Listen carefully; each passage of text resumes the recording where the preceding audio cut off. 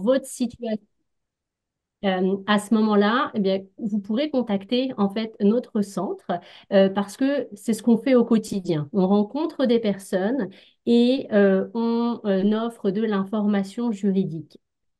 Donc, moi, je suis avocate au centre de justice depuis à peu près 4 ans maintenant. J'interviens en matière de droit de la famille, donc tout ce qui va être question de séparation, divorce, pension alimentaire, partage des biens, la médiation, comment régler à l'amiable, comment ça se passe devant la cour. Donc, c'est tous des points qu'on va couvrir. Et puis, selon vos besoins, on va vous référer vers d'autres ressources. Si vous décidez de vous représenter vous-même, on va pouvoir vous fournir du matériel pour que vous puissiez préparer vous-même vos demandes à la cour ou pour que vous puissiez également soit répondre, soit faire vos propres recherches pour connaître un peu plus vos droits, puis les faire valoir auprès de la cour ou dans un contexte de négociation ou de médiation. Euh, c'est un petit peu ce qu'on fait au centre. Et puis, donc, j'ai des collègues qui interviennent en matière de logement. Ça peut être des contrats. Vous avez acheté une voiture, ça ne fonctionne pas. Vous avez des problèmes avec votre propriétaire. On va vraiment couvrir un petit peu tout ce qui touche au quotidien. Un problème avec un employeur, bref. Donc, n'hésitez pas à nous contacter. Nous, nos services sont gratuits. On offre un service, en fait, donc, par téléphone ou en personne à nos bureaux et également de manière virtuelle. Donc, on pourrait arranger ça pour avoir un interprète également de disponible. C'est pas du tout gênant. C'est des choses qu'on fait. Donc, n'hésitez vraiment pas à nous contacter si voilà, vous avez d'autres questions à la suite de la rencontre. Euh, hop. Alors, euh, est-ce que vous voyez bien mon écran en plein écran? Parfait, très bien. Donc là, aujourd'hui, Oui, on va un petit peu démêler le vrai du faux. Il y a beaucoup de mythes en matière de droit de la famille. On entend des choses, on voit des choses peut-être à la télévision, au cinéma, mais c'est pas forcément ce qui se passe dans la réalité. Donc, on va essayer de corriger un petit peu ces idées préconçues. Euh, et c'est sous un système de vrai et faux. Donc, en fait, ce que je vais vous demander, c'est que, étant donné qu'on est nombreux, le mieux, c'est d'interagir soit avec le pouce vers le haut, si vous pensez que c'est vrai. Attendez, hop, que je retrouve les symboles. Euh, non, pardon, on va faire euh, les applaudissements si vous pensez que c'est vrai. Et puis, si vous pensez que c'est faux, vous allez mettre le bonhomme qui rit. Comme ça, on pourra distinguer. Puis si vous savez pas, bah, c'est correct. Mais voilà, on va pouvoir passer au travers de toutes ces idées-là. Donc, mariage, enfants, divorce, médiation, partage des biens, droit des enfants, etc. On va discuter de tout ça. Est-ce que vous êtes prêts? c'est prêt. Parfait. Alors, c'est parti. Donc, hop, dans les premiers points, on va commencer par le mariage.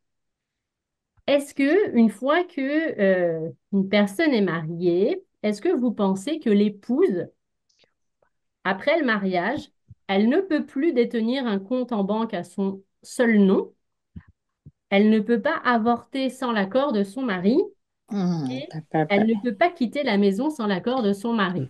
Est-ce que vous pensez que c'est vrai ou c'est faux? Donc, n'hésitez pas à utiliser les... Puis si vous préférez utiliser vos mains, faites un pouce vers le haut ou un pouce vers le bas, hein. Alors, je vois des faux, pas mal de faux, en effet. Les époux, une fois mariés, en fait, conservent les mêmes droits. Il n'y en a pas un qui a plus de droits que l'autre. Les deux vont avoir la possibilité donc de détenir un compte à leur seul nom, de détenir un compte joint, donc à leurs deux noms. Euh, Toutes les décisions en fait qui vont impacter la famille vont être prises en commun, mais chacun reste maître en fait de ses droits. Il n'y en a pas un avec le mariage qui va pouvoir prendre des décisions pour l'autre. Donc, on a la possibilité d'aller et venir comme on le souhaite. Chacun reste maître de ses choix médicaux. Et donc, toutes ces décisions-là vont être prises en commun. Si on a des enfants, à ce moment-là, tout ce qui concerne les enfants, eh bien, ça va être discuté, mais ça sera les deux parents ensemble. Là encore, il n'y a pas un parent qui a plus le droit de choisir que l'autre. On est vraiment sur un partage. Donc, il n'y a pas de priorité pour l'un ou pour l'autre. Euh, Ensuite, si on continue sur un petit point divorce. Euh, Hop, voilà. Le mari de Vanessa a eu une aventure amoureuse avec la meilleure amie de Vanessa. Puisque son mari l'a trompée, Vanessa aura le droit à des compensations supplémentaires au moment du divorce. Est-ce que vous pensez que c'est vrai ou faux? Il peut y avoir des questions pièges, hein, parfois.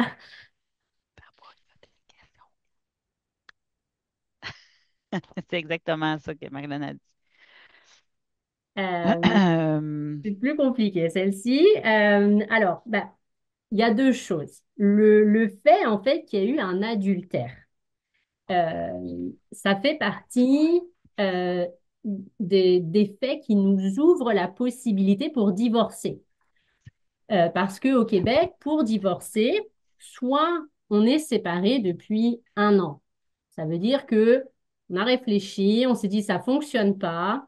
Il y a un souhait de l'un ou de l'autre ou des deux de dire on se sépare. Et puis au bout d'un an où on sera séparés, ben là, on pourra officiellement être divorcé. L'autre option, c'est il y a eu un adultère. Donc là, il y a rupture des obligations du mariage et donc ça ouvre la possibilité d'obtenir le divorce.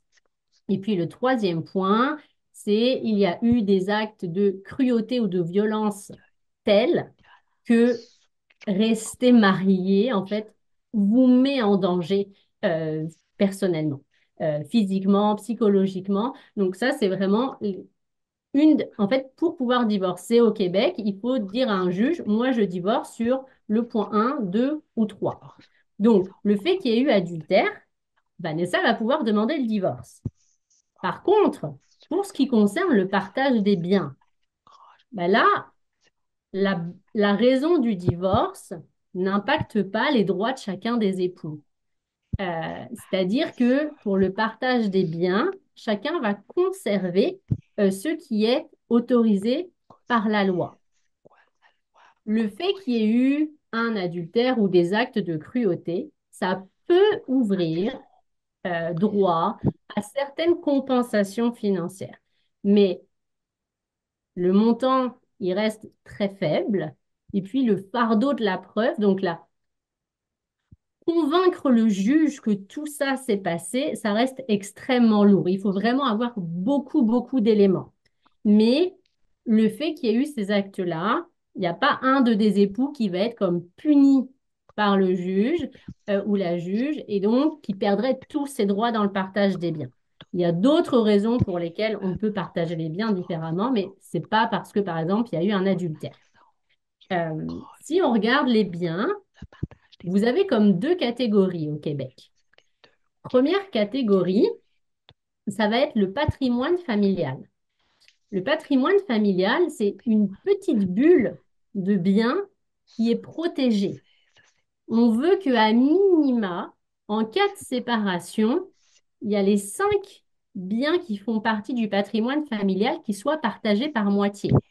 Donc, on va avoir la maison, le domicile où on habite, l'appartement, lorsqu'on est propriétaire. On va ensuite avoir tous les meubles qui sont dans le domicile dans lequel on habite. Ensuite, il va y avoir le véhicule. Et donc, par exemple, peu importe, on pourrait avoir un véhicule au nom d'un des époux et puis l'autre véhicule au nom de l'autre. Mais ça, en fait, peu importe, le véhicule a été acheté pendant le mariage, eh bien, il va être partagé par moitié. Évidemment, on ne va pas couper la voiture en deux. Ce qu'on va faire, c'est qu'on va regarder la valeur de la voiture et puis on va dire, bon, bah, si la voiture, elle vaut 10 000 $ par exemple, eh bien, ça veut dire que chacun aurait le droit à 5 000 $. Quand on va faire le partage, celui qui garde la voiture, il prend sa part de 5 000, il prend un petit 5 000 additionnel. Donc, ça veut dire que l'autre va récupérer 5 000 sur autre chose. Donc, c'est ça, en fait, la logique du partage. Et d'abord, on fait un calcul, on additionne tout, on voit combien chacun des époux a le droit, puis ensuite, on partage. Puis, on s'assure que si chacun a le droit à 25 000 au total, ben, chacun récupère 25 000. Donc, ça, c'est la logique. Donc, si on revient aux cinq biens qui font partie du patrimoine familial. Donc, la maison, le domicile de la famille, les meubles qui sont dans le logement, la voiture, les véhicules utilisés par la famille. Ensuite, on va avoir les REER, si on est propriétaire de REER, et on va avoir les fonds de pension. Et donc, pour les REER et les fonds de pension, évidemment, on ne va pas prendre l'entièreté du REER ou l'entièreté du fonds de pension. On va regarder combien est-ce que vous aviez à la date du mariage, combien est-ce que vous avez à la date de la séparation. Et on considère que tout ce qui a été accumulé de la date du mariage jusqu'à la date de la séparation, c'est en fait quelque chose qui a été accumulé grâce à l'effort des époux, grâce à l'énergie, à la contribution de la famille. Et donc, ça sera partagé par moitié. Ça, c'est vraiment ces cinq biens-là qui font partie du patrimoine familial. Ensuite, pour les autres biens, au moment du mariage, on a l'option de choisir un contrat de mariage. Donc, en général, on va chez le notaire et on va signer un contrat de mariage. Puis on va dire au notaire, moi, je veux que si on se sépare, chacun garde ce qu'il a. Ou je veux, donc ça s'appelle la séparation des biens. Ou de dire au notaire, ben, nous, on va tout partager en appliquant la règle 50-50, sauf pour ce bien-là, par exemple. Donc, le rendez-vous chez le notaire, ça permet de choisir les règles qui vont s'appliquer à nous. Si on ne souhaite pas aller chez le notaire, si on ne souhaite pas modifier, enfin choisir ses propres règles, il y a quand même une règle par défaut qui va s'appliquer. Ça va être les règles de partage. C'est un nom un peu étrange, mais ça s'appelle la société d'acquet. Euh, En fait, la société d'acquet, on considère que en vous mariant, vous créez comme une entreprise avec votre époux ou épouse, et donc vous mettez toutes vos forces ensemble pour que votre patrimoine progresse. Puis quand je dis patrimoine, il peut y avoir des dettes, ben c'est pareil. Les dettes, elles appartiennent à la famille, les biens appartiennent à la famille, et donc on va partager ça par moitié.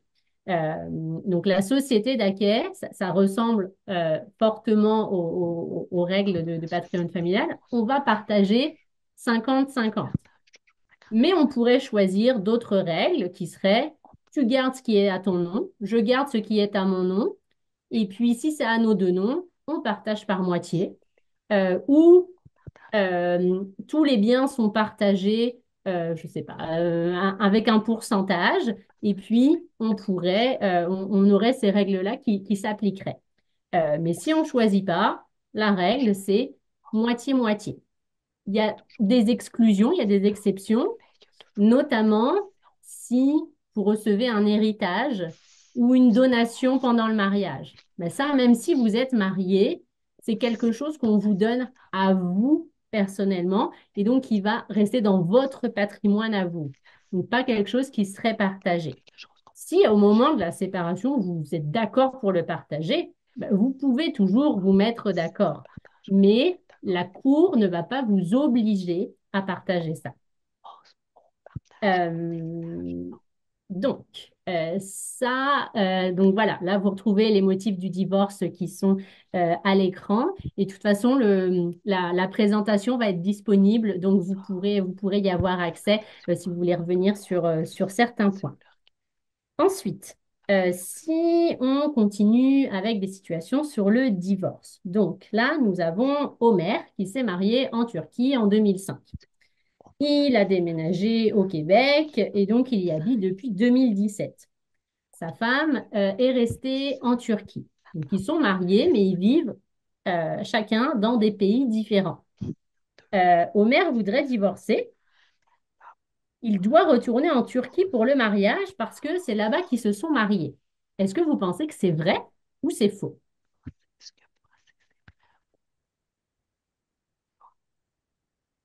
Est-ce une bonne question?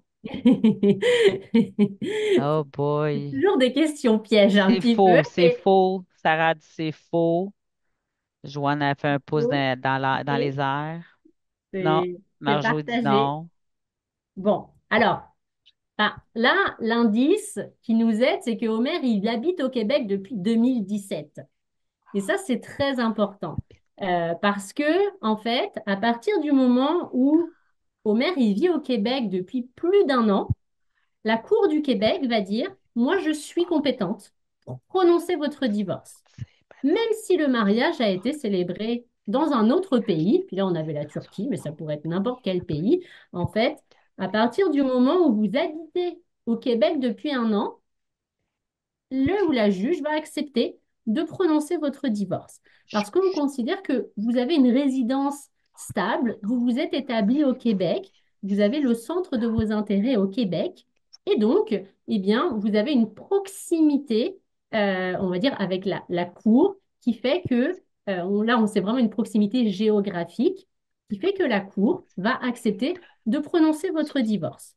Si vous étiez au Québec depuis 4 mois, la Cour, elle accepterait de se prononcer uniquement sur les mesures urgentes.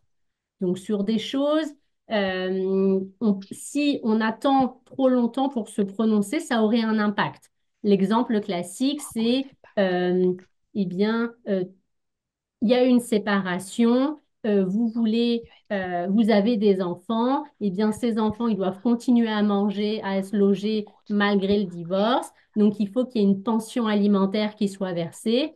Et puis ben, ces enfants-là doivent continuer à voir les deux parents. Et donc, eh bien là, le juge pourrait rendre une décision urgente pour dire, eh bien, pendant les 3 prochains mois ou pendant les 6 prochains mois, les enfants vont vivre à telle adresse, tel montant de pension va être payé. Puis après, si on arrive au délai d'un an, ben là, le juge pourrait se prononcer sur le divorce. Mais sinon, c'est uniquement sur les mesures urgentes. Donc, les mesures urgentes, c'est toujours possible parce que on veut protéger les personnes, mais par contre, sur les décisions, en fait, ce qu'on appelle au fond, eh bien là, à ce moment-là, comme prononcer le divorce, il faut attendre le délai d'un an. Ensuite, on va passer sur une question un petit peu de parrainage. Donc, on a Sarah qui a parrainé Myriam. Et puis Myriam, elle n'est pas encore citoyenne canadienne. Même si elle veut quitter Sarah, Myriam est obligée de continuer à vivre avec elle. Sinon, Sarah pourrait la dénoncer aux autorités et Myriam, pardon, serait expulsée du Canada. Est-ce que c'est vrai ou est-ce que c'est faux? Non, je vois des faux, oui. Effectivement, le fait, en fait, de le statut migratoire et le fait d'être marié ou non, en fait, ce sont deux choses séparées. Euh, on- Myriam, si elle décidait de quitter son épouse, elle pourrait tout à fait demander le divorce, continuer de rester au Canada et puis continuer son processus migratoire. Ça arrive souvent que on entend, ah oui, ils sont divorcés, elle a dû quitter le territoire. En général, c'est un grand raccourci. C'est probablement parce que le statut migratoire, ben, les papiers n'avaient pas été faits correctement, où il y avait des délais qui n'avaient pas été respectés, il y avait eu des renouvellements de visa qui n'avaient pas été faits. Mais c'est pas le fait qu'il y ait eu un divorce en fait qui entraîne l'obligation de quitter le territoire. Il y a toujours la possibilité, si on a un visa qui est relié par exemple à son époux ou à son épouse, eh bien de faire sa propre demande, d'avoir son propre visa. C'est des options qui existent, mais ce n'est pas parce qu'on divorce qu'on va devoir quitter le territoire. Ça, c'est quelque chose qu'on entend encore trop souvent, mais vraiment les cas d'expulsion, c'est extrêmement rare, puis c'est vraiment lorsque la personne elle s'est mariée juste pour avoir le statut migratoire. Et donc, le mariage a été frauduleux. Le but du mariage, ce n'était pas de créer un lien avec la personne, mais c'était d'obtenir le droit de vivre dans un pays. Là, on considère que c'est un mariage euh, frauduleux. On entend souvent l'expression mariage blanc, où l'intention du couple n'était pas de... oups, attends, pardon, je vais juste pencher ma batterie. C'est bon. Excusez-moi. Donc, c'est ça. Il y a, au niveau de l'immigration, renseignez-vous vraiment si vous êtes dans une situation comme ça, parce que il y a beaucoup de mythes qui perdurent, alors que non, il y a la possibilité de refaire des demandes, de changer les documents pour avoir votre propre statut. Et puis, ça, c'est à partir du moment où on a la résidence permanente, là, il n'y a plus du tout d'impact. Quand on a un visa relié à son épouse, ben là, il faut faire les documents pour que tout soit séparé. Mais une fois qu'on arrive au stade de la résidence permanente, là, peu importe il faudra juste mettre à jour votre statut en ligne, mais sinon, pour le reste, vous faites votre demande en divorce et puis on ne va pas vous refuser la citoyenneté parce que vous avez divorcé. Ça ne fait pas partie des critères. Euh, là, on vous a mis des ressources. Je vais passer très vite sur les ressources, mais en fait, dès que vous voyez le petit symbole avec le doigt pointé, vous avez accès au lien. Donc, c'est pour ça, quand vous allez recevoir la présentation, ben, vous pourrez cliquer directement sur les liens si vous voulez vous renseigner ou consulter ces informations-là. Alors, on continue. Cette fois-ci, nous avons Georges qui veut divorcer. Georges est marié avec Catherine. Pendant le mariage, c'est principalement Catherine qui prenait soin des enfants pendant que Georges travaillait. Catherine va continuer à prendre soin des enfants et elle peut réclamer de l'argent uniquement pour les enfants. Est-ce que c'est vrai ou est-ce que c'est faux?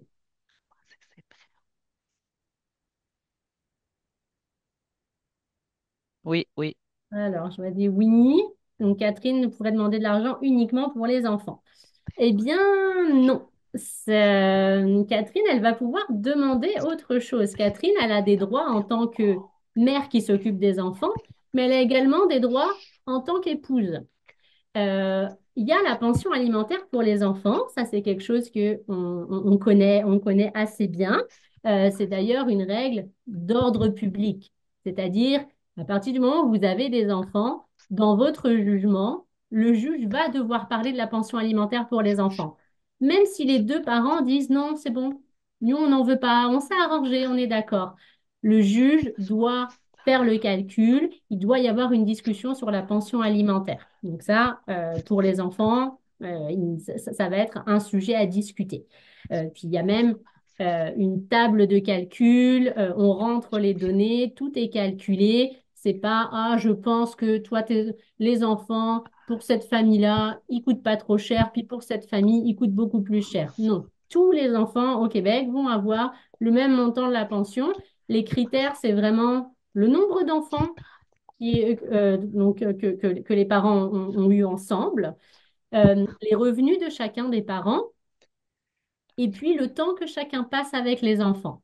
C'est vraiment la combinaison de ces trois critères-là qui vont permettre d'aboutir à un montant de pension alimentaire. Donc, Catherine, elle va pouvoir demander ça pour les enfants. Par contre, Catherine, elle va également pouvoir demander pour elle une pension alimentaire. Donc, c'est une pension alimentaire pour époux ou pour épouse qui, là, cette fois-ci, c'est pas automatique, ça va vraiment dépendre de la situation. On va regarder, est-ce que pendant la vie de famille, euh, un des conjoints a fait un sacrifice, a mis de côté sa carrière pour élever les enfants ou a arrêté ses études parce qu'il y a eu des déménagements pour favoriser la carrière de l'un ou de l'autre. On va regarder la capacité, la possibilité à travailler. Est-ce qu'il y a eu, par exemple, une situation de santé qui fait qu'un des deux n'a pas pu travailler? Est-ce qu'il y a un handicap? Est-ce que comment dire, le domaine dans lequel la personne travaillait, il y a des grosses difficultés en ce moment pour trouver un emploi. Donc, tous ces critères-là vont être étudiés par la Cour pour décider est-ce qu'il y aurait le droit à une pension alimentaire entre époux. À partir du moment où les deux travaillent et sont autonomes financièrement, il n'y en aura pas. Mais là, on parle vraiment des cas. Le cas classique, c'est un des deux ils se sont rencontrés, ils se sont mariés, un faisait ses études, l'autre a commencé sa carrière, et puis l'un s'est arrêté pour s'occuper des enfants, et puis est resté à s'occuper des enfants pendant 15 ans, par exemple, peut-être en ayant une petite activité, mais pas une activité à temps plein qui permette d'être autonome. Et bien là, à ce moment-là, le fait qu'il y ait eu ce choix de famille de s'occuper des enfants à temps plein, qui a permis de sauver des coûts de gardiennage, peut-être de tutorat, tous les allers-retours pour les activités, tout ce temps que l'autre parent a pu mettre au profit de sa carrière et donc il lui a permis de progresser. Mais là, au moment du divorce ou de la séparation, il y en a un des deux qui se retrouve sans aucun revenu, pendant que l'autre, sa carrière, elle lui a permis d'accumuler des revenus. Et donc, s'il y a une séparation, il y en a un des deux, il n'y a plus d'argent disponible. Donc là, c'est la pension alimentaire entre époux qui va permettre d'effectuer la transition. Puis on va regarder, est-ce que, par exemple, la personne, elle aurait besoin de refaire une formation? La formation dure 6 mois. Et puis après, il y a peut-être un stage à faire de 6 mois. Donc pendant un an, il y aurait un soutien financier. Donc c'est un petit peu la logique de la pension alimentaire. Le but, c'est que chacun des époux s'autonomise parce qu'avec le divorce, eh bien, les dépenses sont multipliées et il y a moins de revenus. Donc forcément, le train de vie va baisser pour tout le monde. Mais l'idée, c'est pas qu'il y en ait un qui se retrouve à zéro, puis l'autre qui continue à vivre avec l'entièreté des revenus. Et puis, également, donc Catherine, elle va avoir la moitié de la valeur des biens euh, du patrimoine familial. Et puis, s'il y a des biens qui font partie de la société d'acquet, ben, également la moitié. Donc, il va y avoir des droits pour les enfants, des droits pour Catherine en tant qu'épouse et des droits concernant le partage des biens. Et Georges, c'est la même chose pour lui, en fait.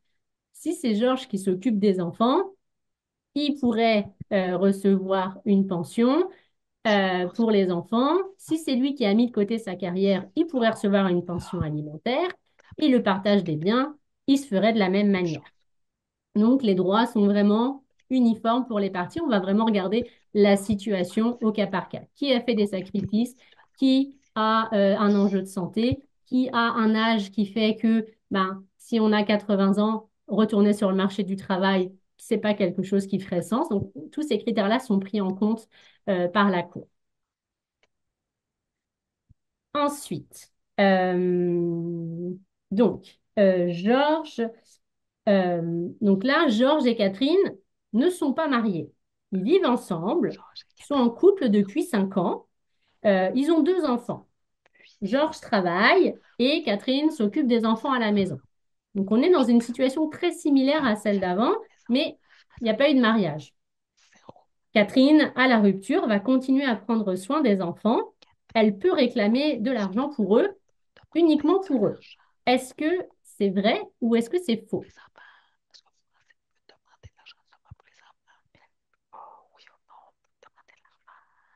Beaucoup de questions pièges, hein.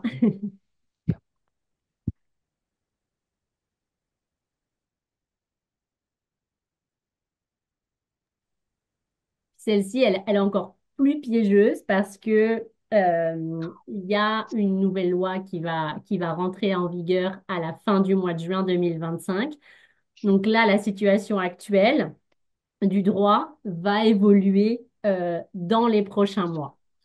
Parce que, en effet, il y a l'union parentale qui va être créée à partir du 29 juin 2025.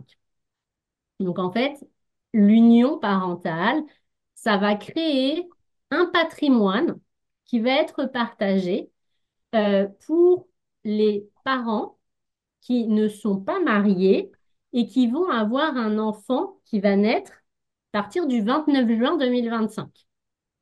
Donc là, les parents qui ont un enfant maintenant, ça va pas s'appliquer. Mais si par contre, il y a un enfant qui naît le 1er juillet, ben, ces règles-là vont s'appliquer. Et là, en fait, la manière dont ça se passe, c'est que lors de la séparation, il y a un patrimoine qui va être divisé. Et donc, dans le patrimoine, c'est pas aussi large que le patrimoine familial, parce que là, on est sur des personnes qui ne sont pas mariées, mais qui ont choisi de vivre ensemble, de créer une famille. Donc, on va partager la résidence familiale, les meubles qui sont dans la résidence familiale et les véhicules utilisés pour les déplacements de la famille. Donc, c'est une partie du patrimoine familial qui est limitée donc à ces trois biens-là, qui va être partagée à partir, donc pour les couples qui vont avoir des enfants à partir du mois de juin 2025. Euh, pour les couples donc, c'est ça. Là, donc, si admettons, on est le 1er juin 2025, le dernier enfant vient de naître. euh, Catherine va pouvoir donc demander une pension alimentaire pour les enfants. Donc, ça ne change pas. Et puis, si on est après le mois de juin 2025, eh bien, elle va garder les biens qui sont à son nom. Son ex-conjoint va garder les biens qui sont à son nom.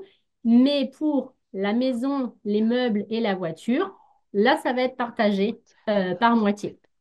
Donc, ça, c'est la petite nuance. Bien faire attention si on est à des enfants nés avant le 29 juin 2025 ou après. Là, on est vraiment à un changement. Et puis, pour l'instant, on a la loi, mais on n'a pas encore eu l'application par la Cour. Donc, en général, la Cour va venir préciser certaines imprécisions de la loi. Donc, pour le moment, on a les grandes lignes, mais de savoir est-ce que dans le détail, ça va vraiment s'appliquer à l'identique que pour, par exemple, le patrimoine familial du mariage. On a tendance à dire que dans les grandes lignes, oui, mais il pourrait y avoir des exceptions. Et donc ça, c'est toutes des précisions qu'on va avoir dès qu'en fait les juges vont se mettre à appliquer cette nouvelle loi-là. Mais dans les grandes lignes, c'est un petit peu ça. Il va y avoir la création de l'union parentale avec un partage de patrimoine. Actuellement, eh bien, la règle pour les conjoints de fait, c'est à ton nom, tu le gardes, c'est à mon nom, je le garde, c'est à nos deux noms, on le partage. Et c'est vraiment, il faut le prouver. Si tu dis non, c'est à ton nom ou c'est moi qui l'ai acheté, mais que tu n'as pas le reçu, eh bien, à ce moment-là, tu ne peux pas prouver que c'est à toi. Et donc, on va considérer que ça va être partagé par moitié. Donc, il y a vraiment un enjeu de preuve. Ça, c'est vraiment quelque chose qui va faire la différence devant la cour. Le ou la juge veut vous croire, va vous écouter. Mais ce qui fait la différence, c'est que si vous dites ça, c'est moi qui l'ai acheté, et puis que j'ai mon relevé bancaire, j'ai la facture, j'ai la preuve que ce jour-là, j'ai loué une voiture, par exemple, pour aller chercher ce meuble-là, ou j'ai loué une camionnette, eh bien, je suis plus crédible. Si je dis que c'est moi qui l'ai acheté, mais j'ai pas de reçu, puis je me souviens pas de la date, et puis j'ai pas d'éléments probants, il y a des chances que le juge ne me croit pas, en fait. Parce que faut toujours se mettre à la place de la cour. Ils vont deux versions de l'histoire. Puis les deux pourraient être vraies. La cour n'a pas vécu avec vous, ne connaît pas votre réalité. Donc, tout ce petit travail de garder les documents, chercher des preuves, ça peut être dans les courriels, ça peut être dans les relevés bancaires, ça peut être dans les messages textes, dans les communications, des photos, des vidéos, ça va être très, très important. Qu'on soit dans un contexte de divorce ou de séparation conjoint de fait, à partir du moment où il y a des enjeux sur les biens notamment, c'est vraiment toutes ces preuves-là qui vont permettre de protéger vos biens. enfin, vous protégez vos droits, puis de pouvoir en fait les faire valoir auprès de la cour.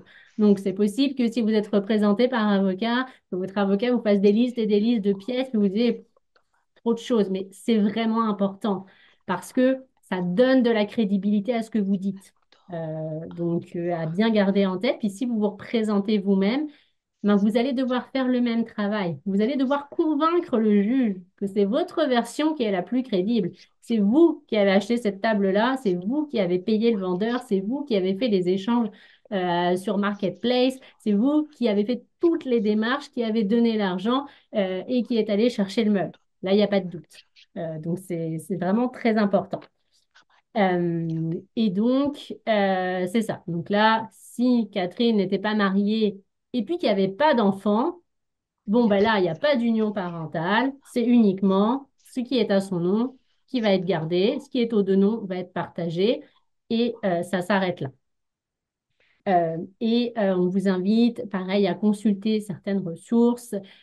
Juridique, QC et Éducalois, là, ils sont en lien sur ce sujet-là, mais c'est vraiment des très bonnes ressources.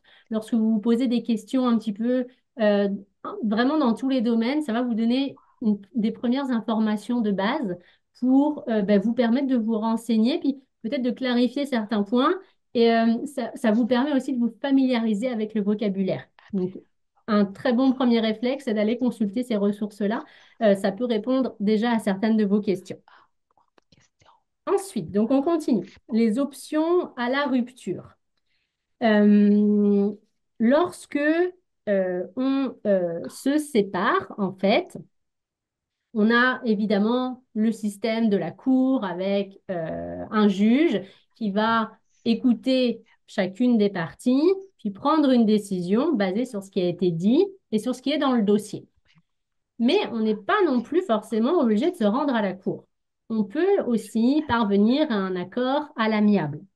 Donc, vous allez avoir la négociation, en fait, qui peut se faire soit vous avec l'autre personne, vous négociez, vous discutez, vous parvenez à un accord, puis ensuite vous déposez votre accord à la cour, c'est validé, vous avez un jugement. Parfois, discuter directement avec l'autre personne n'est pas forcément à l'aise, ça peut être des sujets un peu sensibles, et donc à ce moment-là, en fait, euh, on pourrait très bien engager un avocat. L'avocat vous représente, mais votre mandat pour l'avocat, c'est pas d'aller devant la cour, c'est de dire à l'avocat, ben, négocie pour moi, moi voilà ce que je veux. Donc, va discuter avec l'autre partie ou discute avec l'avocat de l'autre partie et puis essaie de faire valoir mes droits pour qu'on arrive à un accord. Et enfin, il y a une autre alternative qui s'appelle la médiation familiale. Ça, la médiation familiale, donc c'est un processus volontaire. Il faut que les deux parties acceptent d'aller en médiation. Il y a une partie des heures qui va être financée par le ministère de la Justice. Donc, si vous avez des enfants, vous avez droit à 5 heures de médiation gratuite. Si vous n'avez pas d'enfants, c'est 3 heures. Peu importe que vous soyez marié ou conjoint de fait, c'est les mêmes heures pour tout le monde. Et si vous avez déjà un accord ou un jugement et que vous souhaitez le revalider ou faire des ajustements, mais là, à ce moment-là, vous avez le droit à 2h30 de médiation. Euh, la médiation, c'est vous qui choisissez votre médiateur ou médiatrice. Euh, de base, les médiateurs et les médiatrices, ils ont une profession. Soit ils sont avocats, soit ils sont psychologues, notaires, travailleurs sociaux. Et ensuite, ils ont passé une formation pour devenir médiateur familial. Il y en a qui continuent à être et médiateurs et garder leur profession de base. Oui, il y en a qui se consacrent uniquement à la médiation. Et en fait, pendant la médiation, vous allez être le médiateur ou la médiatrice et les deux parties. Donc, vous serez trois personnes dans la même pièce. Ça peut se faire de manière virtuelle ou en personne, selon les préférences. Et vous allez en fait chercher, réfléchir à des solutions. Donc, qu'est-ce qui pourrait s'adapter à nous? Comment est-ce qu'on va organiser notre calendrier pour les vacances avec les enfants? Qui va rester vivre dans la maison? Dans quelle école est-ce qu'on va inscrire les enfants? Comment est-ce qu'on va se partager les biens? Vous allez passer au travers de tous les sujets. Et en fait, le but, le médiateur n'est pas là pour vous convaincre, pour vous dire, ah, vous avez raison, non, je ne suis pas d'accord, vous devriez faire ça. Non. Le médiateur, il est vraiment là pour vous aider à dialoguer. Souvent, dans un contexte de rupture, la communication, ça devient très compliqué. Là, vous allez pouvoir avec l'aide du médiateur et de la médiatrice, vous parlez de manière apaisée. On a un moment dédié à tel et tel sujet. Il y a à chaque fois un ordre du jour. Et puis, on essaie d'avancer ensemble en cherchant toutes les options. Puis, c'est pas mon idée contre ton idée, puis je tire, puis c'est moi qui ai raison. Non, c'est toi qui as raison. Non. En fait, la logique, c'est plutôt mettons toutes les options sur la table, combinons-les ensemble et puis peut-être qu'on va arriver à une solution qui va vraiment nous satisfaire. Donc en fait, qu'on passe par la cour, donc qu'on passe par une méthode à l'amiable, le résultat va être le même. On va divorcer, on va avoir des mesures pour les enfants, on va avoir des mesures pour les biens. C'est juste que quand vous êtes en médiation ou en négociation, c'est vous qui décidez, c'est vous qui choisissez. Alors que quand on est devant la cour, ben, c'est le ou la juge qui va choisir à votre place. Donc on arrive au même résultat, mais juste le processus est différent. L'avantage aussi, quand on est à l'amiable, c'est que on va pouvoir décider du rythme. Est-ce qu'on va aller très très vite parce qu'on est pressé? Est-ce qu'on a besoin de plus de temps pour réfléchir, pour essayer des choses?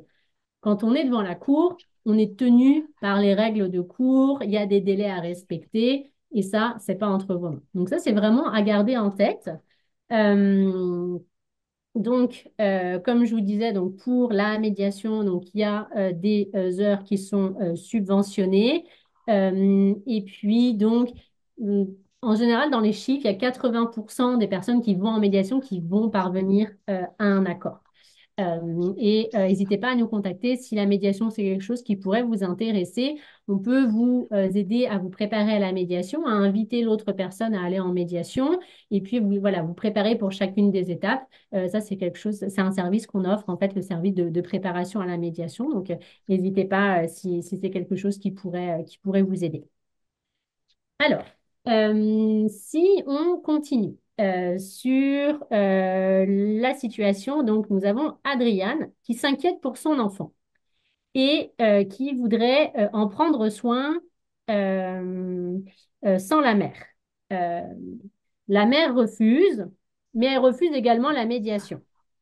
Adriane, il travaille à temps plein, donc il va devoir payer lui-même un avocat pour aller à la cour. Est-ce que c'est vrai ou est-ce que c'est faux? Donc là, on a une personne qui travaille à temps plein. Est-ce que, elle va devoir payer elle-même son avocat? Ou est-ce que, voilà, qu'est-ce que vous en pensez?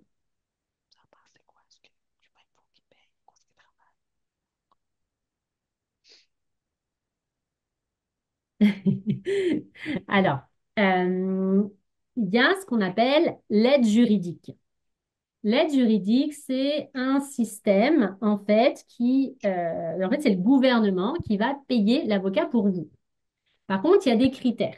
L'aide juridique, malheureusement, ça ne va pas s'appliquer pour tout le monde. On va regarder, il y a un seuil de revenus à ne pas dépasser. Également, si on a des actifs, du patrimoine, de l'épargne. Et puis, combien de personnes est-ce qu'on a à charge? Donc, ça, tous ces critères-là vont vous permettre de valider est-ce que vous êtes admissible ou pas à l'aide juridique. On peut être admissible à l'aide juridique de manière partielle. Et donc là, à ce moment-là, vous devez payer une contribution entre 100 et 800 dollars. Vous allez avoir les services d'un avocat, mais par contre, on vous demande, voilà, une contribution qu'on paye une seule fois. Euh, et puis, si on est admissible de manière totale, ben là, à ce moment-là, vous allez avoir les services d'un avocat. Donc, ça comprend les frais d'huissier. S'il y a besoin d'un interprète, par exemple, ben, tout ça, ça serait pris en charge. Et ça vous permet donc d'être représenté et de faire valoir vos droits devant la cour. Pour faire valider votre admissibilité, en fait, le mieux, c'est de vous rendre dans le bureau de l'aide juridique le plus proche de chez vous. Sur leur site internet, vous allez pouvoir, en fait, rentrer votre code postal, puis ça va vous donner le bureau de l'aide juridique auquel vous êtes rattaché. Si vous n'êtes pas admissible et que vous choisissez donc d'être représenté par avocat, eh bien, je vous invite à lire cet article-là pour bien choisir votre avocat.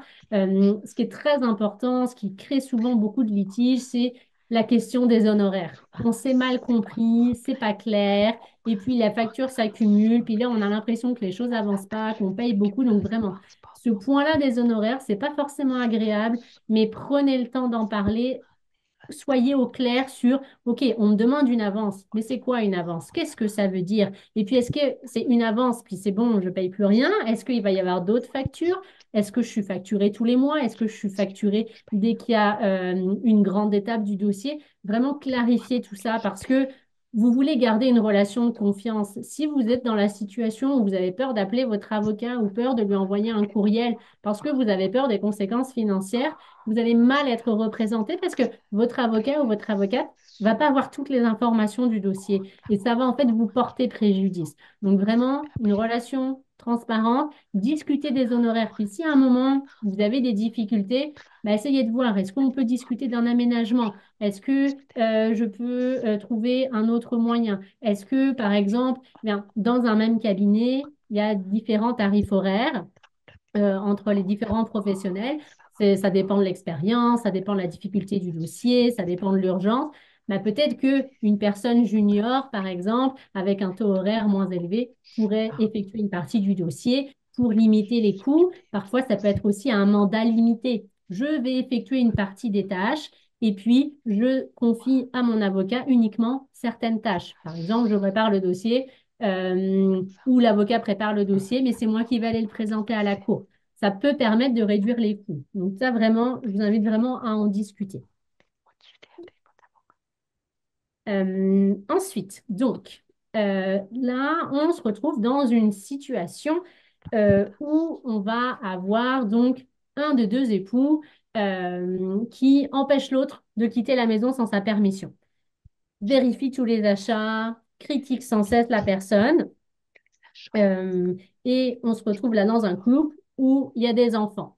La personne qui est victime de violences familiales, est-ce qu'elle va pouvoir quitter la maison avec les enfants?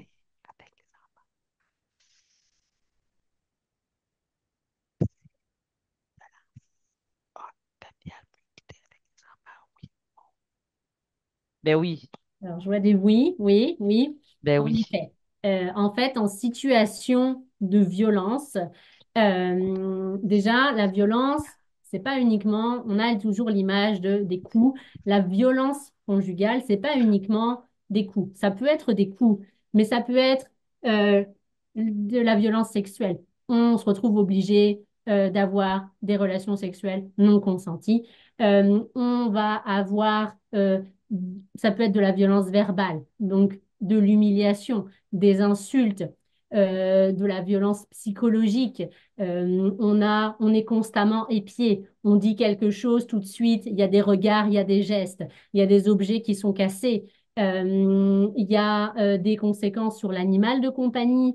Il y a en fait toutes les formes de violence. euh, donc physique, verbale, sexuelle, religieuse, la violence judiciaire également. Euh, un époux qui, par exemple, ne souhaite pas divorcer, refuse la séparation, qui va multiplier les procédures à la cour parce que la personne sait qu'en face, l'autre a moins de moyens financiers.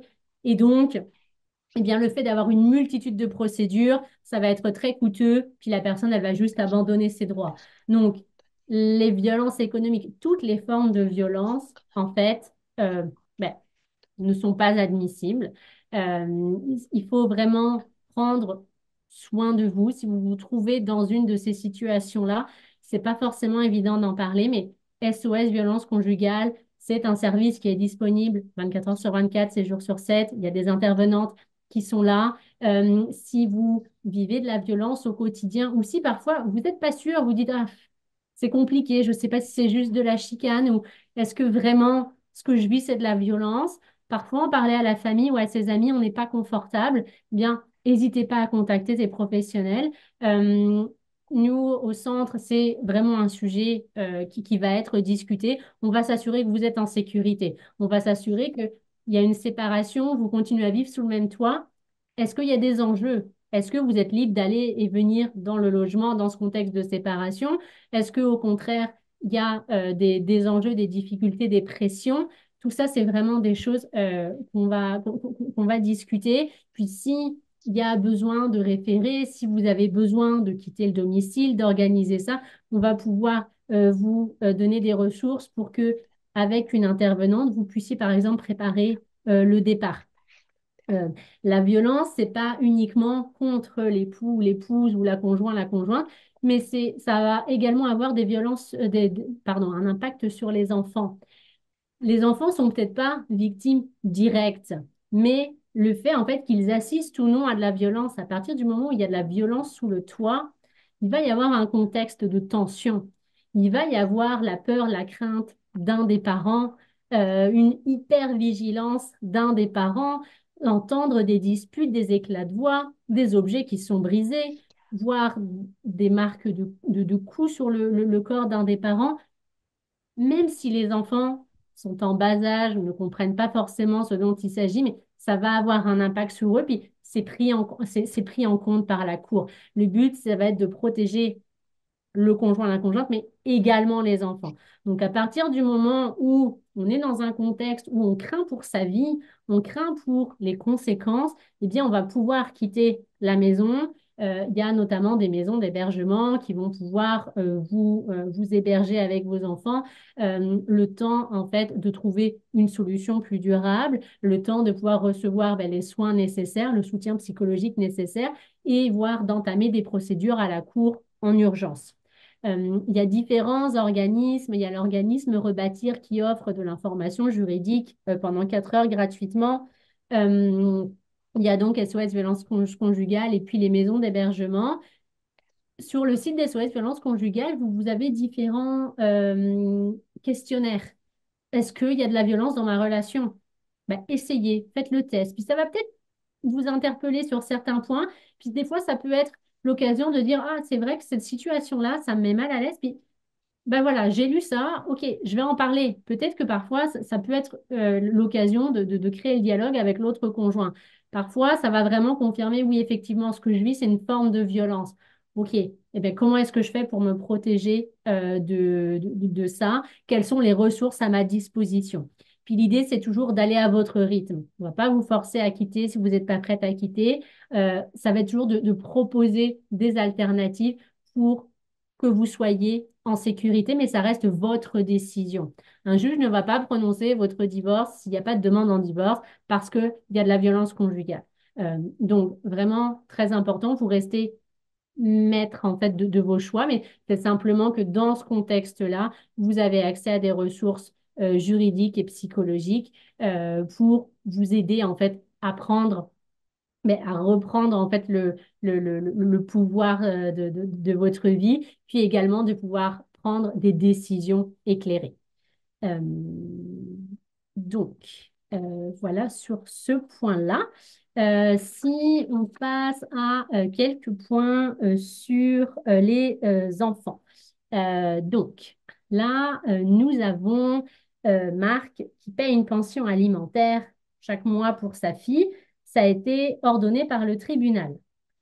Marc se dit que la pension alimentaire va s'arrêter automatiquement lorsque sa fille aura 18 ans. Est-ce que vous pensez que c'est vrai ou c'est faux?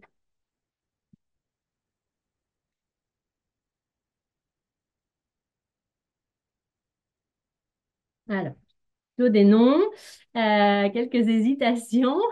Alors, en effet, la pension alimentaire, beaucoup de personnes se disent, bon, mon enfant a 18 ans, ça va s'arrêter. Pas comme ça que ça fonctionne. C'est pas les critères. La pension alimentaire, déjà, ça s'arrête pas automatiquement. Si vous avez un jugement qui ordonne une pension alimentaire, il va falloir qu'il y ait un nouveau jugement qui annule cette pension alimentaire. Et pour pouvoir annuler la pension alimentaire, ben, il faut que l'enfant il soit majeur. Donc oui, effectivement, le fait que l'enfant ait 18 ans, c'est un premier point. Le deuxième point, c'est qu'il faut que l'enfant il soit autonome financièrement. Si votre enfant il suit des études à temps plein et qu'il a 22 ans, il ne peut pas travailler à temps plein en parallèle. Il suit ses études à temps plein. C'est ça, son travail. Et donc, vous, en tant que parent, ben, vous allez devoir continuer à contribuer. Si votre enfant, il a 22 ans, puis il a un petit peu de temps pour une job étudiante. Bon, ben ça va payer peut-être une partie de ses dépenses, mais ça ne lui permet pas d'être autonome financièrement. Donc, c'est vraiment lorsque l'enfant va terminer ses études, va effectuer ses premières recherches d'emploi, trouver, avoir son premier salaire, que là, on va pouvoir saisir la cour et puis dire, bon, ben ça y est, l'enfant, il est majeur, puis il est autonome. Mais il n'y a rien d'automatique. Et puis, le fait d'avoir 18 ans, c'est pas un critère. Donc, souvent, les gens vont se dire, ça va s'arrêter. Non, vraiment pas. Revenu Québec, vous êtes dans leur système, ils vont continuer à prélever. Donc, très important. Pareil, des fois, on perd le contact avec l'enfant parce que la séparation fait qu'on s'éloigne, on voit peut-être plus l'enfant, l'enfant grandit, fait sa vie de son côté. Mais c'est pas parce que vous voyez plus l'enfant que la pension alimentaire, elle va s'arrêter. Là aussi, il va falloir entreprendre des démarches pour arrêter. Puis si vous n'avez pas d'informations sur quelle est la situation de l'enfant, est-ce que l'enfant a terminé ses études ou pas, je ne le sais pas, bien, il y a toujours l'option de contacter l'autre parent, de tenter d'avoir l'information. Et si on n'arrive pas à avoir l'information, ben on dépose sa demande à la cour pour réviser ou annuler la pension. Ça va permettre d'obtenir de l'information et ensuite de pouvoir en fait régler la situation. Si les critères sont réunis, la pension sera annulée. Par contre, si il y a certains critères qui font défaut, eh bien à ce moment-là, la pension sera révisée. Donc on va recalculer. Est-ce que depuis le dernier jugement, il y a eu un changement dans les revenus? Est-ce qu'il y a eu un changement dans les critères? Si oui, on recalcule. La pension est mise à jour et puis elle sera à payer jusqu'à ce que l'enfant soit finalement autonome financièrement. Ensuite, donc une autre petite situation. Donc, nous avons Adriane et sa conjointe qui ont un enfant de 3 ans. Le tribunal va ordonner que la conjointe d'Adriane, elle ait le plus de temps avec l'enfant parce que ben, l'enfant est très jeune. Est-ce que vous pensez que c'est vrai ou pas? Je vais en profiter pour allumer ma lumière parce qu'on ne voit plus grand-chose.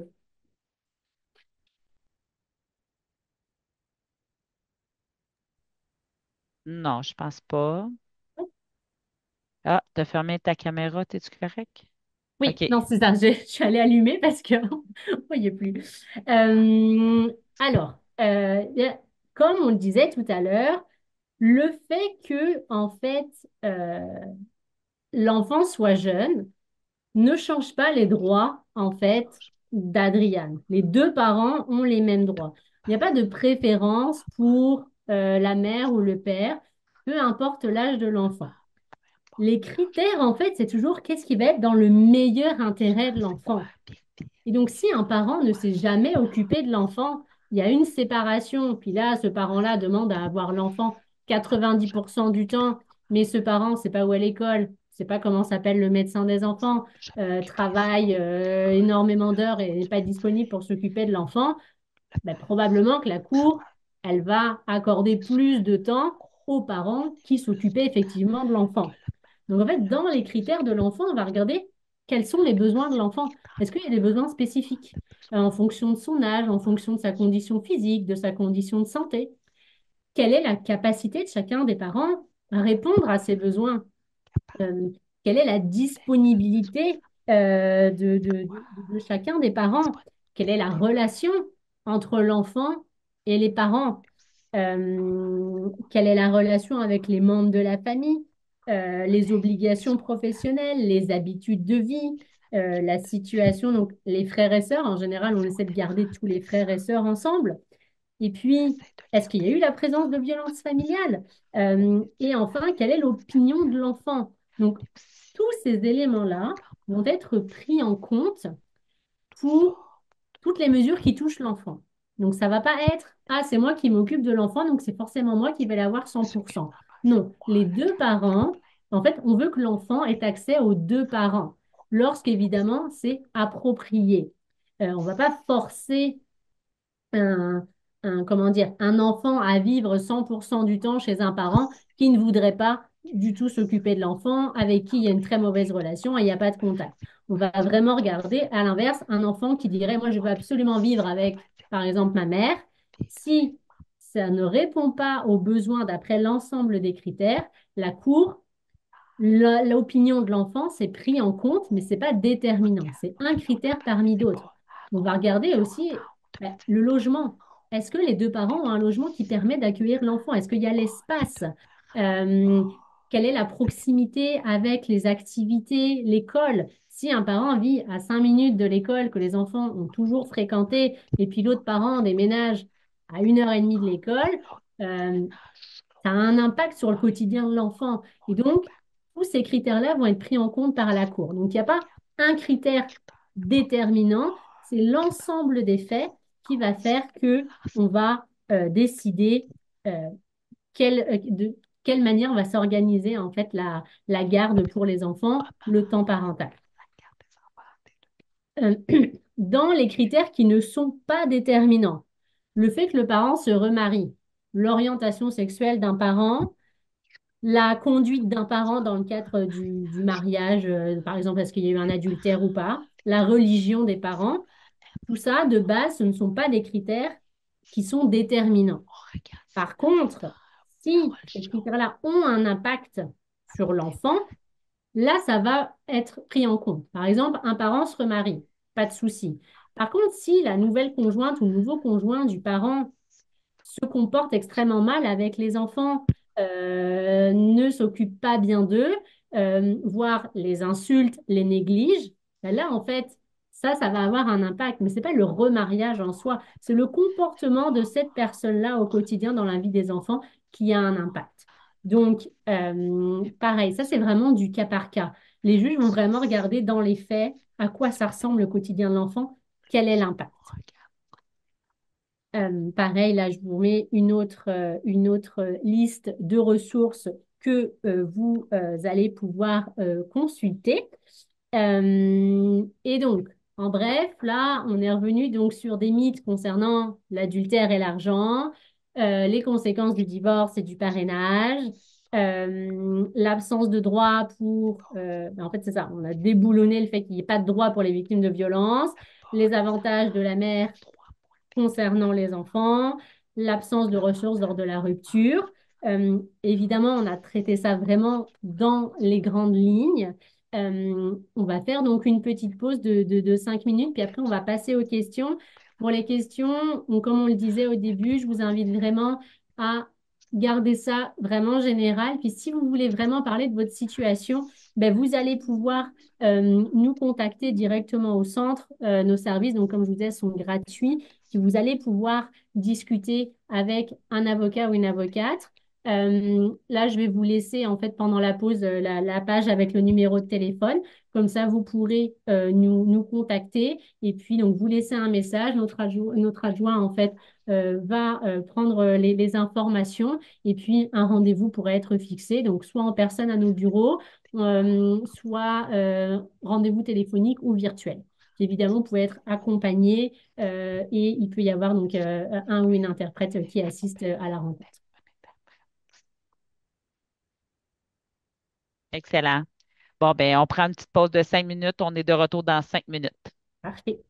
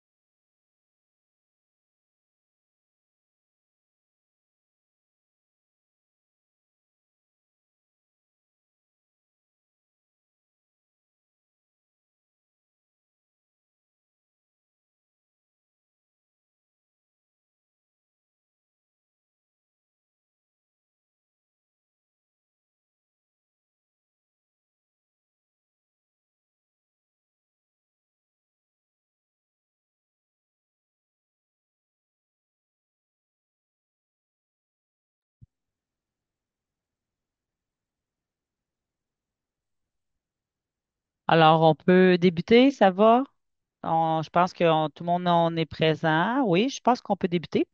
Bon, Jennifer, est-ce que tu peux arrêter le partage? Oui, bien sûr. Excellent, parfait. Euh, bon, attendez, je m'excuse, je voulais dire autre chose.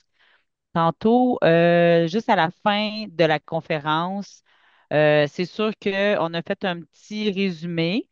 Et elle a expliqué aussi que ça soit vos questions soient générales parce que chacun a des raisons confidentielles et tout ce qu'on se dit ici doit rester ici, bien sûr. Et si c'est possible, levez la main, parlez avec la bande, avec la réaction. Là, vous voyez, là, réaction, il y a un petit cœur. Vous cliquez dessus et vous mettez le pouce.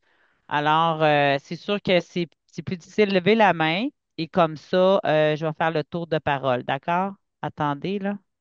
C'est dans réaction, je m'excuse à la répète, là. C'est le petit cœur en bas et voilà. Petit cœur en bas et vous levez la main. Fait que essayez aussi de résumer votre question, pas de raconter une histoire et de faire une question par personne parce que le temps, il reste comme un 15 minutes là, à peu près là, tu sais, pour le temps de questions et réponses. OK. Alors, je sais que Marjo, oui, je me souviens. Attendez, juste un petit moment.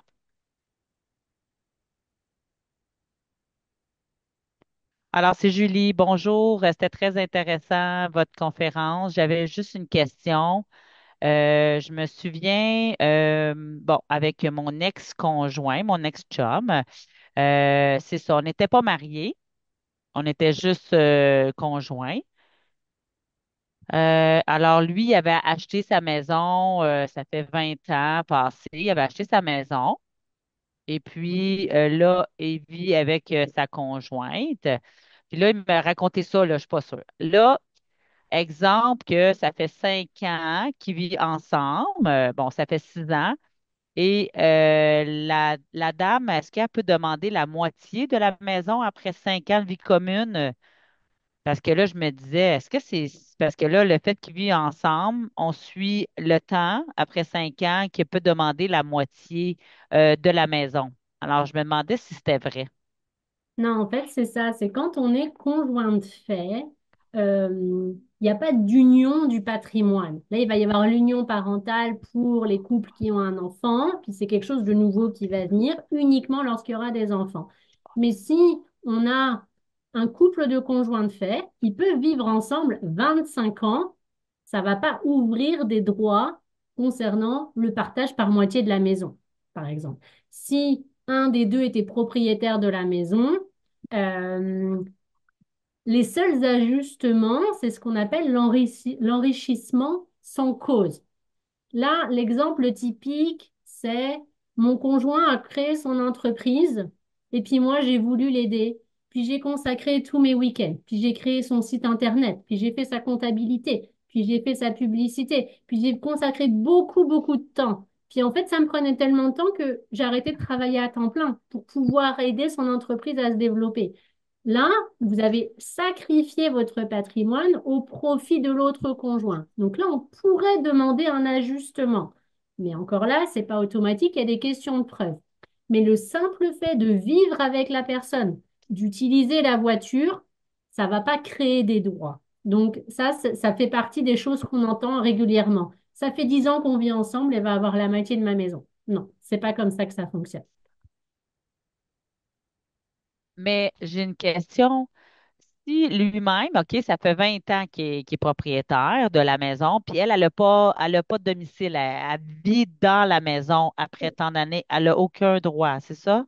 Ben, en fait, il va y avoir des droits qui pourraient être créés en tant qu'occupant du logement, mais ça ne va pas créer des droits de propriété. Donc, le fait que cette personne-là, elle soit Attends, je propriétaire m'excuse de à la parler en maison même depuis 20 temps, ans, mais tu sais, pour une personne qui est veuve, c'est la même chose. Mais attends, Marilyn a dit, je m'excuse, qu'est-ce que tu veux dire comme veuve? Mettons, moi, là, je suis propriétaire, je suis une personne qui est veuve, mais je suis veuve, là. Je reste veuve tout le temps, même si j'ai un conjoint, tout ça, mais ça reste un conjoint. Là, c'est ça. Marie-Hélène, excuse, elle répond à sa question. C'est un autre sujet, là. Tu sais, c'est faut que tu suis le testament. Quand tu es marié, ça a pas lien avec la question que tu poses. C'est pas le même. Ah, c'est ça, je me demandais parce que, tu sais, des fois, il y a beaucoup, beaucoup d'erreurs. Puis là, je me demandais, là, par rapport à ce côté-là, si elle vit dans la maison, puis elle a le droit à la maison, à la moitié de la maison. Non, tant qu'il y a pas... Et en fait, c'est vraiment le mariage qui va ouvrir des droits. Et encore là, s'il y en a un qui est déjà propriétaire par le passé, on va pas automatiquement acquérir la moitié de tout. Donc, faut vraiment nuancer. Mais le fait d'être conjoint de fait, chacun garde... La règle, c'est vraiment, c'est à ton nom, tu le gardes, c'est à mon nom, je le garde, c'est à nos deux noms, on va le partager. Mais c'est vraiment ça la règle. Après, si ils ont un contrat de vie commune et que ou monsieur décide de faire un contrat de donation à madame en disant si je décède, tu auras la maison ou il décide de changer le titre de propriété, ça c'est autre chose. Mais s'il n'y a rien, il n'y a aucune démarche, c'est chacun garde ce qui est à son nom.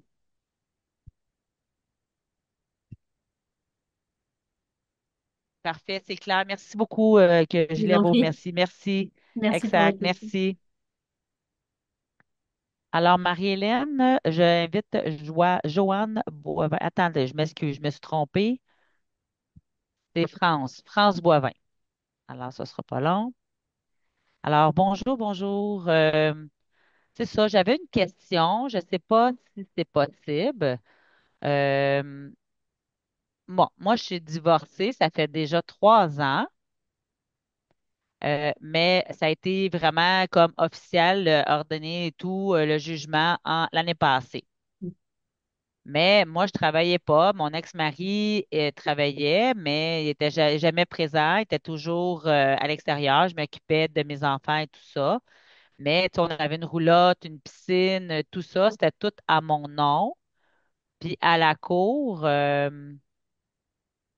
attendez, là, c'est ça. Là, c'est on devait comme tout partager. Je comprenais pas. Moi, je travaillais pas. J'ai tout payé les meubles. J'avais la facture. Toutes les factures étaient à moi. Puis là, ben, tu sais, j'ai rien compris de ce qui s'est passé parce que là, c'est quasiment tout monsieur quand même qu'il y a eu. Fait que là, je me demandais, tu sais, là, c'est déjà fait, là. C'est sûr que là, je suis déménagée ici à Montréal. Par contre, ça reste quand même dans ma tête du sens, je comprends pas. Si c'est moi que j'ai tout payé, c'était à mon nom. Puis lui, il a quand même eu toutes mes affaires que j'ai dû quand même tout donner à lui. Fait que je me demandais, il y avait rien à faire ou je peux refaire une nouvelle comme vérification en lien avec mon divorce. Ben, ce sera intéressant de lire le jugement, puis ça, pour ça, vous pourriez venir nous consulter avec votre jugement, puis on pourrait vraiment regarder dans le détail quelle a été la justification de la cour. Mais la règle, en fait, quand on est marié, c'est que on met tout dans le même pot commun. Donc, mon salaire, ton salaire, mes revenus, tout va dans le même pot commun. Ça sert à payer les dépenses de la famille. Et donc, peu importe que c'est moi, mon salaire qui a acheté le sofa. Le sofa, il est pour la famille. Il sera partagé par moitié, même si c'est moi qui l'ai acheté. Parce que en se mariant, on décide de tout mettre ensemble. On met les dettes, on met les biens, on met son énergie, on met son temps ensemble. Et donc, on partage par moitié. Après, pour les détails de votre jugement, ça pourrait être à clarifier, puis vous pourriez nous amener votre jugement, puis on pourrait en discuter pour vous expliquer. Mais la règle, c'est vraiment, on met tout ensemble, donc on partage par moitié, peu importe qui a payé le bien. Après, est-ce qu'il y a eu des demandes pour qu'il y ait un partage différent? Il faudrait voir dans votre jugement, mais la règle, c'est vraiment ça. C'est conjoint de fait, je garde ce qui est à mon nom. Mais quand on est marié, on décide de tout unir, en fait. Oui, c'est ça, parce que là, ça faisait 15 ans qu'on était ensemble. Puis c'est moi qui payais presque tout. Alors, c'est pour ça. Je vis encore de la frustration. Je travaillais pas, tout ça. Je suis l'aide sociale. Présentement, je vis encore comme, je la discuté encore à digérer cette situation-là parce que j'ai presque tout perdu. comprends. Puis, tu sais, il a fallu que je me rééquipe tout de mes meubles. Moi, j'avais rien, j'avais juste mes valises. Fait que, en tout cas, Mais, je voyais mais qu'il n'y ça, avait ça pas de pourrait être sens. intéressant quand même de venir nous consulter parce que parfois il y a des incompréhensions sur certains points du jugement. Puis si ça peut vous aider à clarifier puis à faire un petit peu la paix avec ça, parce que parfois la cour va rendre un jugement et on se dit ah c'est un mauvais jugement, mais en fait c'est juste que le juge n'avait pas l'information. Donc le juge à défaut de preuve en fait va appliquer le droit avec les informations qu'il a, qui va ressortir de l'interrogatoire, des preuves du dossier. Donc, venez avec votre jugement, puis on pourra regarder ça en détail, puis vous expliquer en fait pourquoi est-ce que ça a mené à telle décision. Ça pourrait peut-être vous aider à clarifier certains points. Bon, mais c'est parfait. Merci, France. Alors, c'est Lynn Richard. Alors, bonjour, bonjour. Bon, j'avais juste une petite question. C'est ce que j'entends parler et je suis pas sûre aussi. Mhm. Mettons comme les meubles de mes parents, l'exemple qui sépare, puis moi, elle parle des enfants, je m'excuse pas des meubles. Les enfants, peu importe la raison, je veux aller avec maman, je veux aller avec papa pour soit une semaine chez maman, une fin de semaine chez papa, ou peu importe la décision. Mais si l'enfant veut vraiment être avec la mère, mais il faut attendre à 12 ans, à l'âge légal, pour prendre la décision de avec où qui veut aller vivre chez maman ou chez papa. Est-ce que c'est vraiment ça d'attendre à l'âge de 12 ans qu'il peut prendre la décision? En fait, on considère à 12 ans que les enfants ont la maturité suffisante pour exprimer leur opinion. Mais leur opinion, ça va rentrer dans tous les critères de l'intérêt de l'enfant. Donc, c'est sûr que plus l'enfant grandit, plus son opinion va avoir un impact. Parce qu'un enfant de 17 ans, vous n'allez pas le mettre de force dans la voiture pour aller voir l'autre parent. Ça marche pas. Donc, c'est pour ça que plus l'enfant grandit, plus il va y avoir une prise en considération de ce que l'enfant souhaite. Mais ça reste parmi les critères, parmi tous les indices concernant l'intérêt de l'enfant. Donc, si un enfant dit, ben moi, je voudrais vivre avec ma mère, parce que c'est ma mère qui s'occupe plus souvent de moi, elle habite près de l'école, puis j'ai mes amis dans la ruelle à côté, et puis mon activité, c'est juste à côté, ben, à ce moment-là, et puis que l'autre parent, ben, soit pas forcément le temps ni l'envie d'avoir plus de temps, le juge va regarder tous les critères. C'est quoi l'habitude des enfants? C'est quoi le temps que chacun des parents a pour s'occuper des enfants? C'est quoi l'opinion des enfants? Est-ce qu'il y a des frères et sœurs?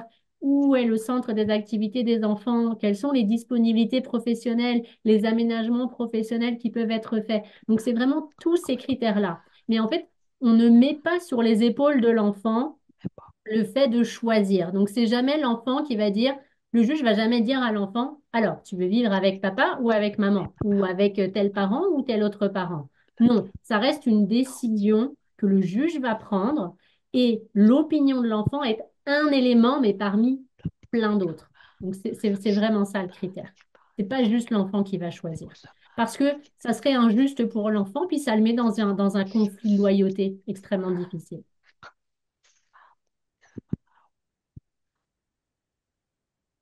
Parfait. Ben, merci pour l'information. Je vous en prie. Merci pour votre question.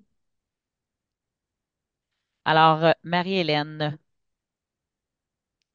Alors, bonjour. Bonjour à vous tous. C'est très intéressant. J'ai appris encore des choses aujourd'hui. Au niveau de l'héritage, exemple, bon, je suis mariée, peu importe que j'ai un conjoint ou marié, puis j'ai une sœur qui décède, pardon, qui me donne un héritage. OK? Le notaire me disait, il fallait que je fasse comme une copie de, je sais pas, moi, tu sais, le fait que si, mettons, exemple, une copie de ça, si c'est important, ça me protège. Parce qu'on est marié, c'est automatiquement, c'est moitié-moitié si on se sépare ou l'héritage n'est pas touché. En fait, c'est ça, c'est tout ce qui va être donation et héritage. Ça va vous appartenir à vous. Si après, vous recevez 10 000 $ par exemple en héritage, puis que vous mettez ça dans le compte joint avec les revenus, puis les dépenses, puis tout est mélangé, là, on va plus savoir où est cet argent. L'argent, c'est comme a été mélangé, on ne sait plus. Par contre, si vous recevez 10 000 $, vous mettez ça sur un compte épargne à votre nom, ben là, c'est facile. L'argent, il est arrivé là, il est resté sur ce compte. Ça reste à vous. Donc, de base, l'héritage, les donations appartiennent uniquement à la personne qui le reçoit. Puis si après vous, vous décidez de le partager avec la famille, ben là, c'est votre choix. Mais si vous le laissez sur un compte à votre nom, ou si, par exemple, je ne sais pas, vous recevez un meuble, et puis que ce meuble-là, vous le gardez dans votre maison, ça reste votre meuble à vous, ça reste votre argent sur votre compte bancaire, ça vous appartient uniquement à vous. Si vous voulez le partager, vous pouvez, mais la règle dit que ça vous appartient à vous de base. Il faut juste faire attention quand on commence à mélanger ça avec plein d'autres biens, où là, on va plus savoir qu'est-ce qui s'est passé avec l'argent. Est-ce que ça a servi à l'épicerie? Est-ce que ça a servi pour les vacances? Est-ce que c'est encore là? On ne sait pas. Donc, il faut vraiment bien faire attention lorsqu'on reçoit surtout pour les sommes d'argent, parce que quand c'est un bien, on le sait. Là, c'est l'armoire de ma grand-mère. J'ai l'armoire dans ma maison, c'est facilement identifiable. Mais lorsque c'est une somme d'argent, l'idée, c'est de dire il faut qu'on puisse tracer l'argent. Si on perd la trace de l'argent, ben là, peut-être qu'on va perdre cet argent-là. Donc, le mieux, c'est je reçois un héritage, je le mets sur un compte qui est clairement identifié avec uniquement cet argent-là. Comme ça, c'est facile à sourcer. Puis si après, vous voulez prendre une partie de ces sommes-là pour certaines dépenses, ben vous pouvez, mais au moins, c'est facilement identifiable.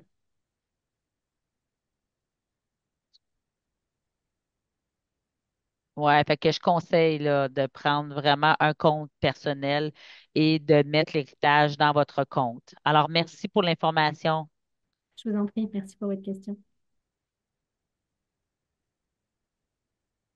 Après ça, j'ai Julie Moon. Puis après ça, il y a aussi une autre personne qui va ouvrir sa caméra, là, mais en attendant, mais là, ça va être Julie Moon. Ça sera pas long. Bon, oui.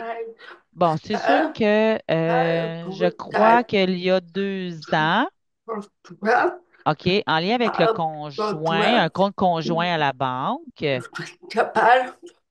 Puis, dans le fond, on se sépare. Je sais que quand un des deux décède, là, le compte n'est plus gelé à ce moment-là. On peut utiliser le compte là, jusqu'à le compte soit fermé. Parce que je sais qu'auparavant, si un des deux décédait, là, le compte était gelé jusqu'à toutes les preuves là, de décès. Mais ce que j'ai entendu, c'est que maintenant, je crois qu'il n'y a plus de compte qui est gelé, là, si je me trompe pas. Je sais que c'est nouveau depuis 2 ans environ. Mais en fait, au-delà du fait, en fait, alors, oui, il y a eu ces aménagements-là pour simplifier, pour clarifier, mais c'est toujours pareil. Ça va dépendre. En fait, le liquidateur ou la liquidatrice a des obligations. Si cette personne-là, euh, en fait, cette personne-là doit s'assurer de régler les dettes, doit s'assurer que le patrimoine subsiste. S'il y a des enjeux au niveau de l'argent disparaît du compte parce qu'il y a encore un conjoint ou les enfants qui ont accès, ben, là, le liquidateur va pouvoir demander de nouveau. M'excuse, je suis peut-être mal expliqué, m'excuse. Je parlais de la banque, là, le compte conjoint, exemple qu'on a de l'argent qu'on met là, au quotidien pour faire nos paiements. Je parlais du compte conjoint. Oui. Normalement, avant, ce compte était gelé. Mais maintenant, ça fait 2 ans environ que c'est plus, ce compte n'est plus gelé. Ben, alors, j'ai pas la loi là comme ça sous les yeux, puis éventuellement je pourrais faire une recherche puis vous envoyer l'information sur la disposition précise. Mais en fait, ce qui se passe, c'est que même si le compte est conjoint, une des personnes est décédée et donc cet argent-là lui appartient en partie. Donc le liquidateur ou la liquidatrice pourrait demander quand même le blocage simplement parce que ben, une partie de cet argent-là appartient, alors oui, à l'autre personne, mais également à la succession.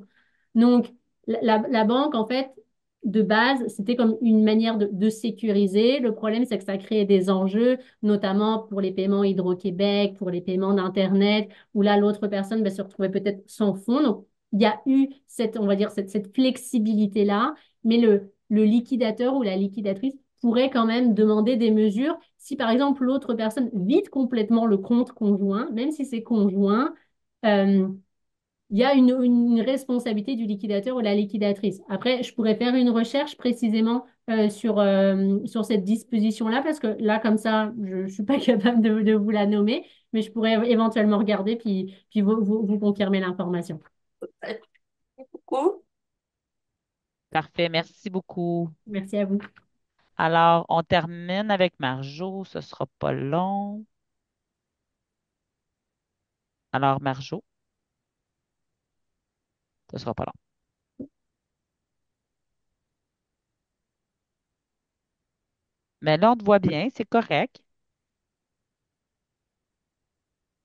Attends, je vois juste un carré, mais attendez.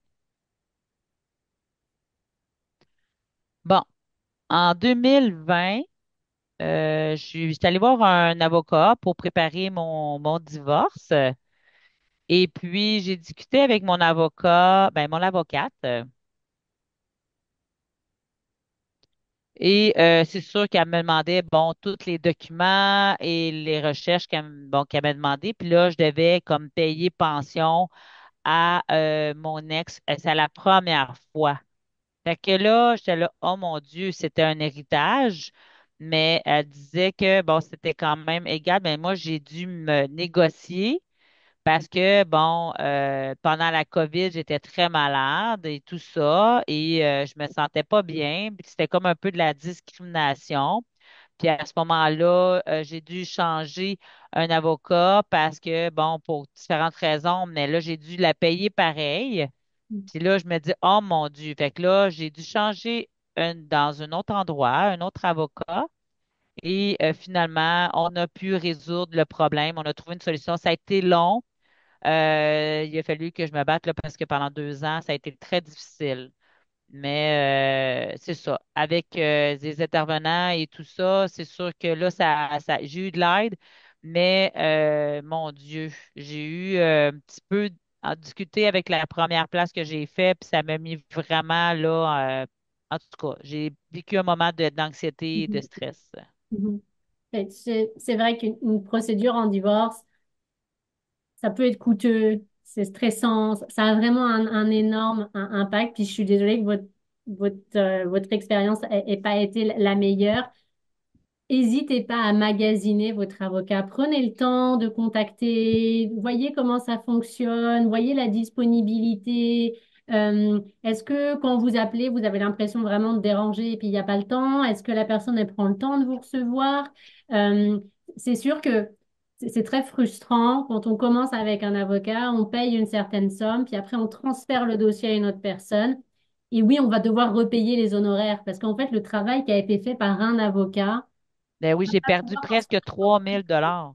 comment, pardon? J'ai perdu presque 3 000 $. Mais puis, en fait, le tarif horaire, y a pas, c'est pas réglementé. Chaque avocat va pouvoir déterminer son tarif horaire. C'est basé sur son expérience, sur la difficulté du dossier, sur l'urgence, puis simplement quel service est-ce que la personne demande? Est-ce que vous envoyez 15 courriels par jour? Est-ce que vous appelez l'avocat 4 fois par semaine? Donc, tout ça va avoir un impact sur la facture. Mais le tarif horaire, chaque avocat, vous avez des avocats qui vont avoir un tarif horaire de 80 $ de l'heure, d'autres de 800 $ de l'heure. Ça va dépendre de la complexité liée à votre dossier, mais aussi de l'expérience, de l'expertise de l'avocat. C'est pour ça que vraiment bien clarifier la question des honoraires, ça évite des mauvaises surprises. Puis ben, parfois, malheureusement, on a eu beau faire ses devoirs, bien choisir, consulter, on n'a pas une relation de confiance, ça ne fonctionne pas avec la personne, on décide de changer. Oui, ça va avoir un coût. Parce que l'autre avocat, la personne qui va reprendre le dossier, ben, elle n'a pas la responsabilité de ce qui a été fait avant. Ah, c'est, mais l'autre avocat, en tout cas, là, était très, très doux, là, puis il était très Oui, gentil. bah, tant mieux. Tant J'ai mieux si vu vous que avez une le bonne expérience. comportement de chacun est très, très différent. Mhm. OK, Marie-Hélène a dit, je comprends. Je veux juste rajouter je comprends par rapport à les avocats, mais il faut se renseigner avant.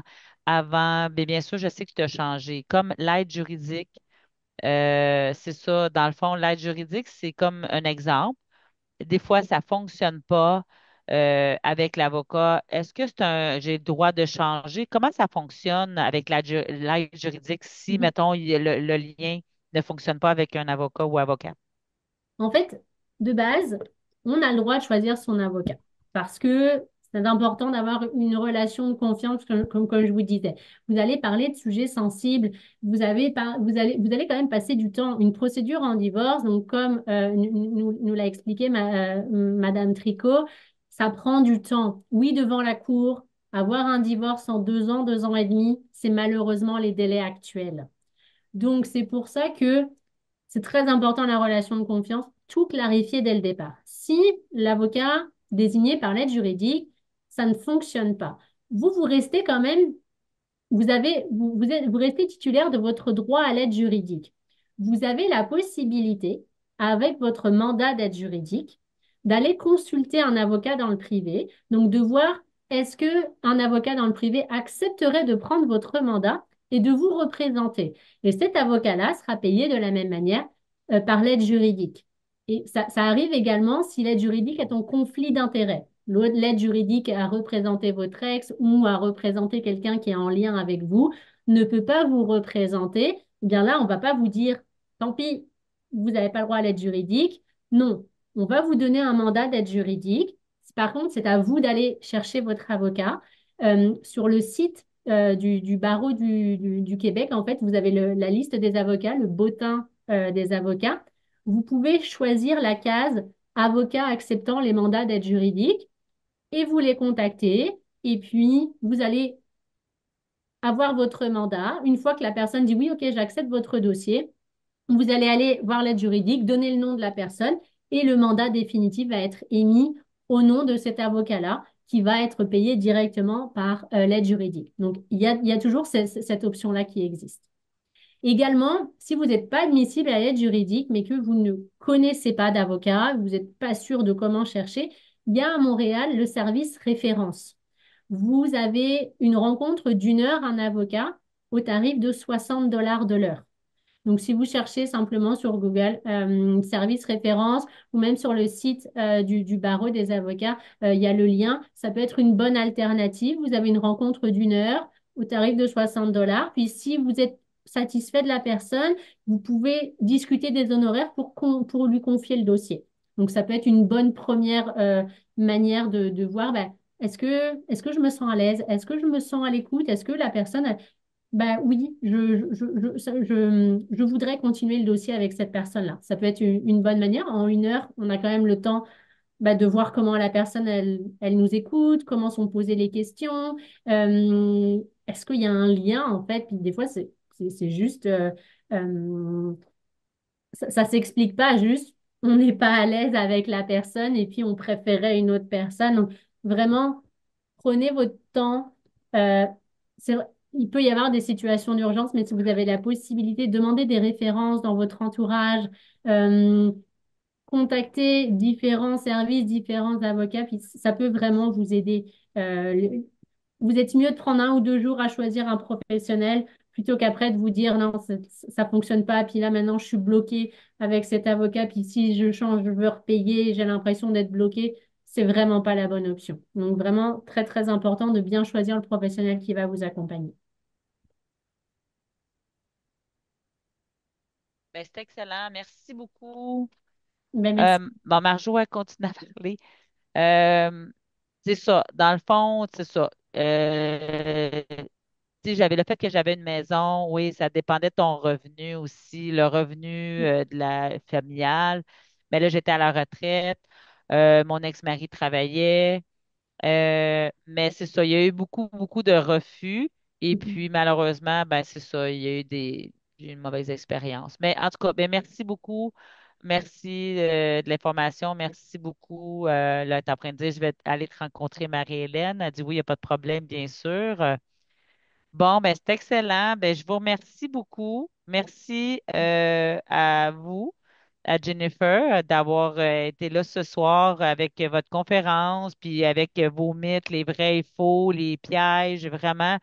Il y a différentes situations, mais si vous voulez en savoir plus, ben, vous pouvez aller directement, contacter directement, comme tantôt à la pause. On a laissé le numéro de téléphone, mais sinon, moi, je vais vous envoyer un courriel à vous tous. Vous allez avoir aussi, c'est ça, vous allez avoir le numéro de téléphone pour rentrer en contact avec le centre. Merci beaucoup. Merci d'avoir participé. Je vous remercie de votre écoute, mais merci beaucoup à l'interprète. Merci beaucoup. Merci. Merci, de rien, Super. merci, merci tout le monde pour vos questions, puis pour votre participation. C'était vraiment un groupe très agréable. Et puis voilà, vraiment, n'hésitez pas si vous voulez partager, enfin, parler de vos situations de manière plus personnelle, ben, vous pourrez rencontrer un ou une de mes collègues au centre, puis on vous accueillera avec plaisir. Puis ben, merci Madame Couture d'avoir organisé tout ça, puis merci Madame Richard pour la traduction, parce que sans vous, j'aurais été vraiment bien en peine. Donc, merci, merci beaucoup. Ben, super. Merci. Merci beaucoup. Bonne Merci soirée. beaucoup. Bonne fin de journée. Bye Au bye. revoir. Merci.